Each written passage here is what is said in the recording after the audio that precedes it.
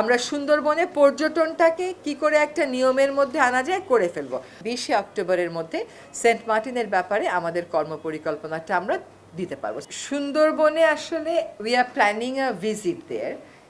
এই ভিজিটটা কেবল আমি আর বন বিভাগ করব না, সুন্দরবন নিয়ে দীর্ঘদিন যাবৎ কাজ করেন এমন বিশেষজ্ঞদেরকে নিয়ে কি কাজ করা উচিত আর কি কাজ আর কন্টিনিউ করা উচিত না তার একটা তালিকা করে আমরা কাজে নামবো।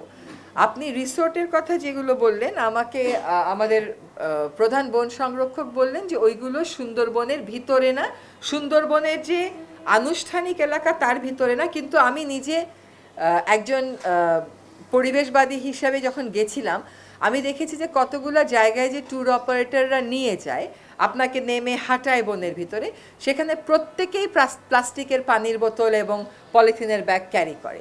এটা কেবল সুন্দরবন কেন্দ্রিক না, টাঙ্গুয়ার হাওর কেন্দ্রিক, সুন্দরবন কেন্দ্রিক প্রত্যেকটা জায়গাতেই এগুলো যে নেওয়া যাবে না, উচ্চস্বরে গান বাজানো যাবে না, এইটা কিন্তু আমরা একটা সিদ্ধান্ত নিয়েছি। কিন্তু এই ডুজ অ্যান্ড ডোন্টসের তালিকা ট্যুর অপারেটর যারা আছে আমরা তাদেরকে বলেছি যে আমাদেরকে করে দাও।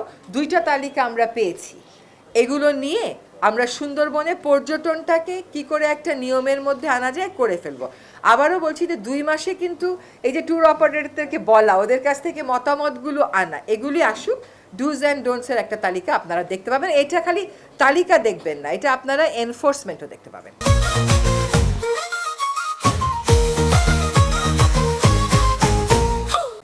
সেন্ট মার্টিনে যারা হোটেল চালায় এবং যারা জাহাজ চালায়, তারা হোটেলের মালিক এবং জাহাজ পরিচালনা করে, তারা একদম একমত হয়েছে যে ওইখানে সিঙ্গেল ইউজ কোনো প্লাস্টিক ঢুকতে দেওয়াই উচিত না।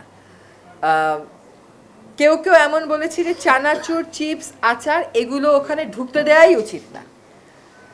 তাদের সাথে আরেকটা যেটা আলাপ আলোচনা ছিল যে বিভিন্ন সময়ে সরকারি পর্যায়ে তো অনেক সিদ্ধান্ত হয়েছে, ওই সিদ্ধান্তগুলো ঐক্যমতের ভিত্তিতে নেওয়া সিদ্ধান্ত, সেইগুলো কেন বাস্তবায়িত হলো না, এবং সেইগুলো যদি আমরা বাস্তবায়িত করতে চাই তাহলে ওনাদের সেখানে বক্তব্য কি। তো তারা আমাদেরকে বলেছেন যে তারা তাদের যারা বাকি সদস্যরা আছেন, বাকি হোটেল মালিকেরা আছেন, বাকি জাহাজ পরিচালনাকারীরা আছেন, তাদের সাথে কথা বলে আমাদেরকে জানাবেন। আমরা তাদেরকে বলেছি যে সরকারের সিদ্ধান্ত ছিল রাতে থাকতে দেয়া যাবে না, সরকারের সিদ্ধান্ত ছিল নির্দিষ্ট পরিমাণের বেশি পর্যটক যেতে পারবে না।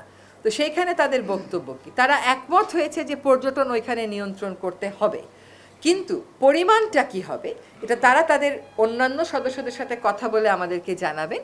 এবং তারপরে এটা তো ট্যুরিজম মিনিস্ট্রিরও একটা বক্তব্য আছে, জাহাজ যে চালায় তারও একটা বক্তব্য আছে। তো যারা হোটেল মালিক আছেন ওখানে এবং যারা জাহাজ পরিচালনা করেন, তাদের যখন আমি মতামতগুলো পাবো, তারপরে সরকারি সংস্থার সাথে কথা বলে আমি আশা করি 20শে অক্টোবরের মধ্যে সেন্ট মার্টিনের ব্যাপারে আমাদের কর্মপরিকল্পনাটা আমরা দিতে পারবো। সেন্ট মার্টিনে আরেকটা বড় সমস্যা আছে, ওখানে প্রচুর কুকুর আছে।